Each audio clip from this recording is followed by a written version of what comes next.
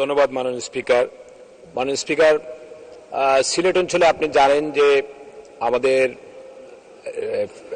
Frozen fish থেকে শুরু করে শাকসবজি তরকারি ইউরোপ আমেরিকায় মধ্যপ্রাচ্যে আমাদের রপ্তানি করে।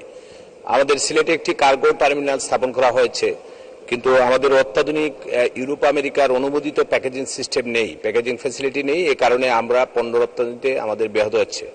আমি মাননীয় বিমানমন্ত্রীর দৃষ্টি আকর্ষণ করে বলবো যে অতি দ্রুত আমাদের এই সিলেটে কার্গো টার্মিনালে অত্যাধুনিক প্যাকেজিং সিস্টেমের ব্যবস্থা করবেন। আমাদের ব্যবসায়ীরা ক্ষতিগ্রস্ত হচ্ছে।